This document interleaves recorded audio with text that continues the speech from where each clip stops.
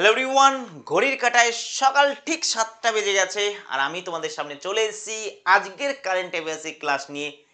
আগের দিন আমরা অ্যাপ অ্যান্ড পোর্টালের পার্ট 1 করেছিলাম, আজকে আমরা পার্ট 2 করব। এখানে তোমার প্র্যাকটিসও হবে কারণ আমি এমসিকিউ আকারে এনেছি এবং তুমি এগুলো খাতায় নোটও করতে পারবে কারণ আমি চ্যাপ্টার টপিক ধরে ধরে এনেছি তোমাদের সামনে কারেন্ট অ্যাফেয়ার্স। পুরো 2024টা কভার করব, এটাই উদ্দেশ্য। তো সাথ দিও, লাইক করে দাও আর নতুন হলে চ্যানেলটাকে সাবস্ক্রাইব করে রাখো ভাই। ঠিক আছে, আর টাইম নষ্ট করবো না, চলে যাবো আজকের ক্লাসে। 8 থেকে 10 মিনিটের ক্লাস হবে আজকে এবং এই ক্লাসের মধ্যে তোমাকে মোস্ট ইম্পর্টেন্ট যেগুলো চর্চায় ছিল, নিউজে ছিল, যেগুলো তোমাদের আপকামিং পুলিশের এক্সাম ও রেলের এক্সামে আসবে সেগুলো নিয়ে আলোচনা করব। দেখো, স্টার্ট প্রোগ্রামের উদ্দেশ্য কি? তরুণ শিক্ষার্থীদের মহাকাশ গবেষণার সহায়তা প্রদান, নাকি তরুণ শিক্ষার্থীদের মহাকাশ বিজ্ঞান ও প্রযুক্তিগত পড়াশোনার বিষয়ে উৎসাহিত করা, নাকি মহাকাশের যাত্রী প্রশিক্ষণ দেওয়া, নাকি মহাকাশের স্টেশন তৈরি করা? কি হবে কারেক্ট অ্যান্সার? তাহলে এটা অ্যান্সার হবে স্টার্ট তরুণ শিক্ষার্থীদের মহাকাশ বিজ্ঞান ও প্রযুক্তিগত পড়াশোনার বিষয়ে উৎসাহিত করা। আমি আবার রিপিট করছি, এখানে যেগুলো খুব চর্চায় ছিল বা খুব সাকসেসফুল স্কিম বা পোর্টাল, সেইগুলো নিয়ে কিন্তু আমি এখানে আলোচনা করছি। ঠিক আছে, তাহলে এখানে প্রোগ্রামের নাম হচ্ছে start space science and technology awareness training, চালু করেছে ভারতীয় মহাকাশ গবেষণা সংস্থা বা ইসরো। পরে দেখো, মাই সিজি এইচএস আইওএস অ্যাপটি কোন ধরনের পরিষেবা প্রদান করে?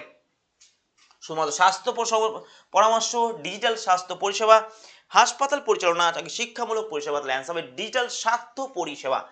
ডিজিটাল স্বাস্থ্য পরিষেবা এটা প্রদান করার জন্য কিন্তু চালু করা হয়েছে। নেক্সট, প্রজেক্ট প্রয়াস এর লক্ষ্য কি? যুবক এবং দক্ষ পেনশনজীবীদের জন্য বিদেশ কর্মসংস্থান বৃদ্ধি করা, নাকি অভিবাসন নীতি প্রবর্তন করা, নাকি ভারতীয় শ্রমিক এবং ছাত্রদের জন্য সুশৃঙ্খল অভিবাসী প্রক্রিয়া তৈরি করা? তার কারেক্ট অ্যান্সার কি হবে? কারেক্ট অ্যান্সার হবে ভারতীয় শ্রমিক এবং ছাত্রদের জন্য সুশৃঙ্খল অভিবাসন প্রক্রিয়া তৈরি করা। ঠিক আছে, ক্লিয়ার? আশা করি বুঝতে পেরেছো উদ্দেশ্য কি। ভারতীয় শ্রমিক ও ছাত্রদের জন্য বিভিন্ন নিরাপদ ও সুশৃঙ্খল অভিবাসন প্রক্রিয়া তৈরি করা। নেক্সট দেখো, national Jio science data repository portal কোথায় চালু করা হয়েছে? কেন্দ্রীয় খনি মন্ত্রকের উদ্যোগে, কেন্দ্রীয় পরিবেশ মন্ত্রকের উদ্যোগে, কেন্দ্রীয় বিজ্ঞান মন্ত্রকের উদ্যোগে, নাকি কেন্দ্রীয় ভূত্বক মন্ত্রকের উদ্যোগে? কারেক্ট অ্যান্সার কি হবে ভাই বলো? কারেক্ট অ্যান্সার হবে কেন্দ্রীয় খনি মন্ত্রকের উদ্যোগে। প্রকল্পের নাম national Jio science data repository portal, চালু করেছেন কেন্দ্রীয় খনি মন্ত্রী প্রহ্লাদ যোশী। ঠিক আছে, আশা করি বুঝতে পেরেছো তোমরা। নেক্সট, যাদের মনে হচ্ছে একটু ফাস্ট হচ্ছে তারা অবশ্যই কোশ্চেনের পর পজ করবে ভিডিওটা, দেন অ্যান্সার করার চেষ্টা করবে, দেন আবার চালু করবে। ঠিক আছে, আমি এখানে খুব তাড়াতাড়ি করার চেষ্টা করছি তাই। দেখো, কে কে সম্রাট স্মার্ট কে স্মার্ট, ঠিক আছে, অ্যাপটি কোথায় চালু করা হয়েছে?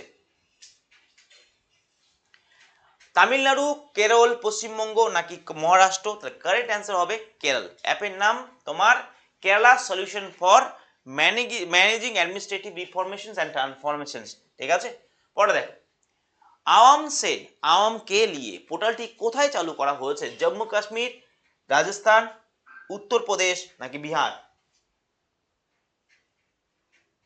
কি হবে কারেক্ট অ্যান্সার?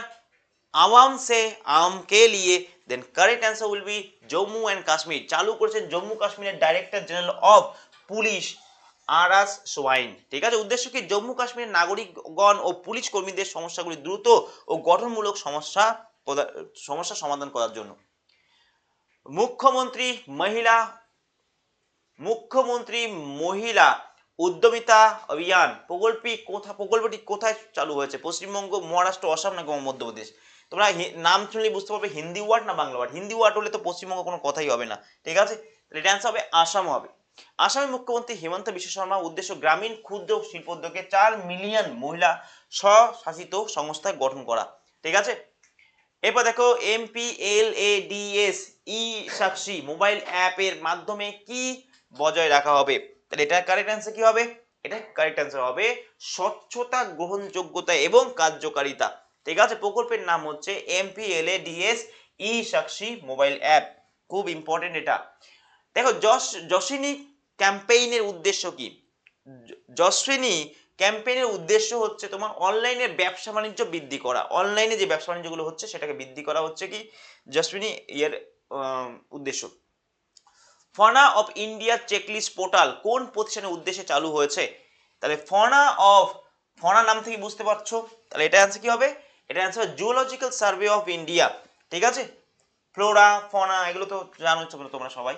তাহলে জিওলজিক্যাল সার্ভে অফ ইন্ডিয়া কিন্তু কেন্দ্রীয় পরিবেশ বন জলবায়ু পরিবর্তন মন্ত্রী ভূপেন্দ্র যাদব এটাকে লঞ্চ করেছে। ঘর ঘর সোলার উদ্যোগ প্রকল্পের অধীনে কোন ধরনের সুবিধা পাওয়া যাবে? বিনামূল্যে সোলার প্যানেল, নাকি রুফটপ সোলার সলিউশন প্রচার, নাকি কল্পনীয় সোলার প্যানেল উন্নয়ন, নাকি কি হবে কারেক্ট অ্যান্সার? কারেক্ট অ্যান্সার হবে রুফটপ সোলার সলিউশন প্রচারের জন্য। প্রকল্পের নাম ঘর ঘর সোলার উদ্যোগ, চালু করেছেন টাটা পাওয়ার সোলার সিস্টেম লিমিটেড। কোথায়? উত্তরপ্রদেশে। ঠিক আছে, পরে কোশ্চেন দেখো, আই মেন, ঠিক আছে, নেটওয়ার্ক উদ্যোগ কে চালু করেছেন?